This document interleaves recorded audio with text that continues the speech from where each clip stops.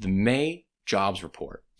I went on a little bit of a deep dive here, and I did a lot of data analysis on this jobs report, and it had some really interesting stuff in it, and especially what we're going to talk about in a little bit, I think.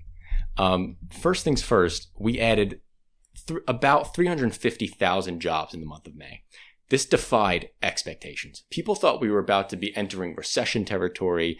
People, especially with like the default coming up. So we were in like a doom and gloom era of American economics. Okay. Mm-hmm. And this jobs report blew everyone out of the water.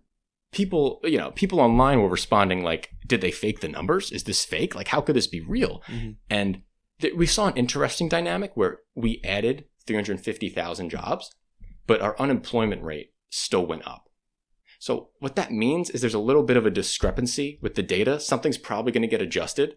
Either the employment rate was too high and it's going to get corrected down, or the jobs or numbers being reported were a little too high and they're going to get pulled down. I was wondering about that. Well, I was wondering if there are other explanations to this. I figured like it's not like there's been a massive immigration, but could it be something about college graduations or high school graduations having happened in the month? But they're seasonally adjusted.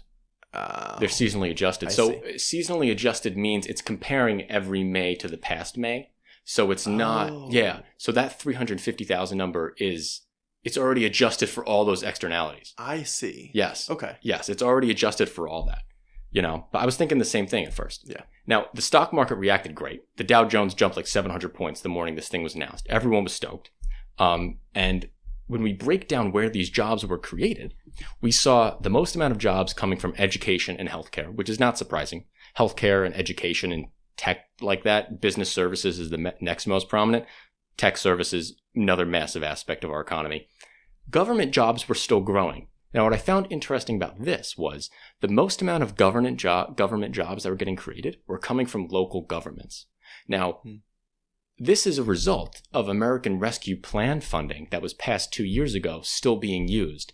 And I know this from a firsthand perspective because if anyone doesn't know, I'm an elected official in the town of Brookline, and we just passed... Massachusetts. Yeah, Brookline, Massachusetts. Yeah. And we just passed our yearly budget, and we're using American Rescue Plan funding to fix a lot of the roads in our community. Okay. So that local government job boost is still because of American Rescue Plan stuff. Interesting. The bad news, because there is a little bit. Manufacturing jobs went down. Now, Biden's big push in this country has been to bring back manufacturing, just like every American president over the last 20 years, right? Mm-hmm. That's what every American president says. But unfortunately, they declined slightly this month, only by 2,000 jobs, but it is a decline, and that's not the trend you want to see. Mm-hmm. A specific aspect of manufacturing jobs that I want to zoom in on are semiconductor jobs.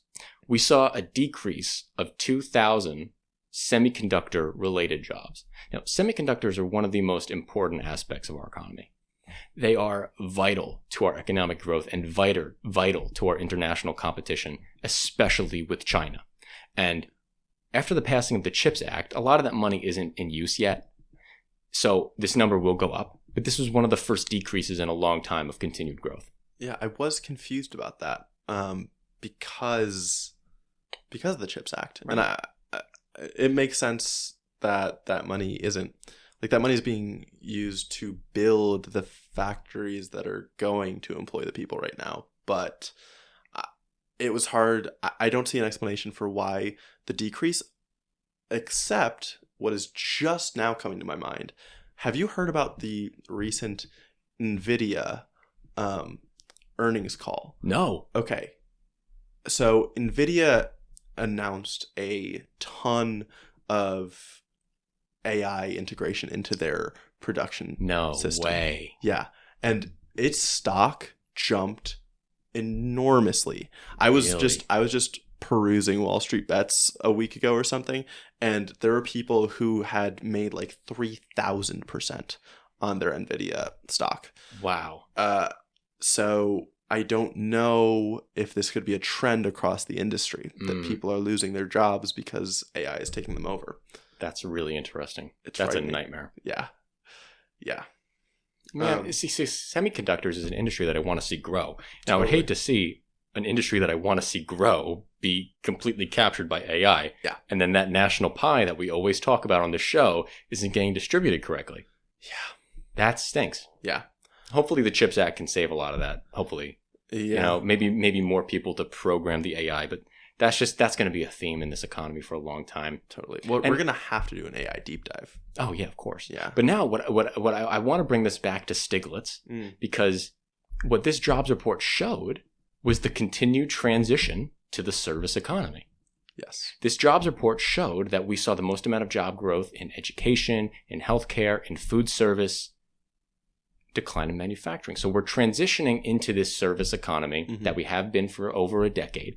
And now we're building back out of the COVID era, and that hasn't changed. Mm-hmm. And, you know, legislators have to make a lot of hard decisions if they're going to, and really put the pedal to the metal with some policy legislation, if they're going to want to get that manufacturing back and try to integrate more of that into our economy and not just have it be a service economy. Yes, which I think is what they're trying to do with chips. Which is what they're trying to do with chips. And I do agree. I think having I think totally selling off our manufacturing base is a terrible idea. I know that some people think it would be a good idea to lean into the service sector and totally just lean into the service economy, but for national security reasons, it's not a good move.